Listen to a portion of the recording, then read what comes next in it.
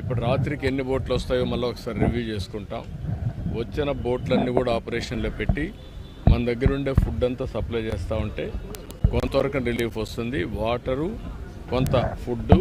చాలామంది కొంతమంది లోపల ఉన్నారు, వాళ్ళు కూడా పాపం పేషెంట్లు కానీ లేకుంటే బాధల్లో ఉన్నారు. కొంతమంది కుటుంబ సభ్యులు బయట ఉన్నారు, అదే మరి లోపల చాలామంది ఉన్నారు, వాళ్ళు కూడా చాలామంది బాధల్లో ఉన్నారు. మా ఇంట్లో వాళ్ళు మరుగయ్యారు, తీసుకురండి అనే బాధల్లో ఉన్నారు. ప్రతి ఒక్కరిని తేవడానికే ప్రయత్నం చేస్తాం. అయితే కొంచెం టైం వెనక ముందు ఉంటుంది, అన్ని విధాల ప్రయత్నం చేస్తాం.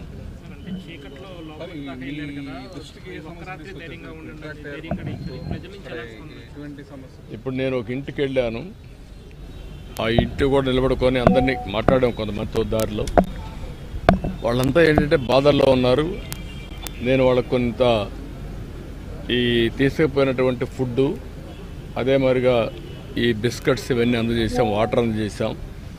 చాలా హ్యాపీగా ఫీల్ అవుతున్నారు. కష్టంలో ఉన్నప్పుడు వాళ్ళ ముఖంలో ఆనందం, ఒక ధైర్యం వచ్చింది.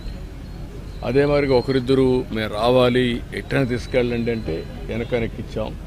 అలాంటి ఒకటి రెండు చేయగలిగాం. అయితే ఏది ఏమైనా అందరికీ న్యాయం జరగాలి.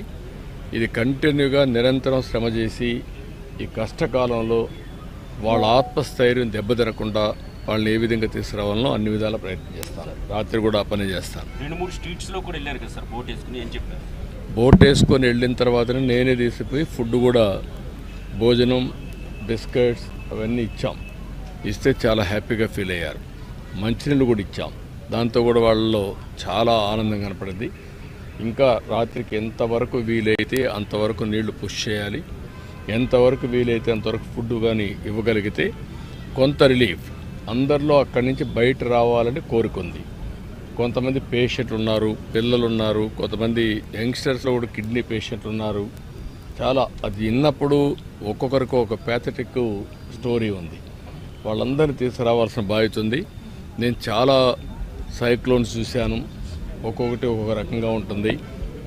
ఆ రోజు మీరు ఒకసారి చూస్తే హరికేన్ తుఫాన్లో పూర్తిగా చెట్లన్నీ పడిపోయి రోడ్డు అంతా కూడా బ్లాక్ అయిపోయింది. నీళ్లు లేకుండా ఉన్నాయి, కరెంట్ లేకుండా ఉన్నాయి. అవి ఇవ్వడానికి చాలా టైం పట్టింది. అదే సమయంలో హుదూద్ మీరు చూస్తే చెట్లు పడిపోయేసి చాలా బీభత్సం సృష్టించింది. నాకు 2-3 రోజులు పట్టింది నార్మల్ అంటే ఎంటర్ కావడానికి. అక్కడి నుంచి కంట్రోల్కి వచ్చింది.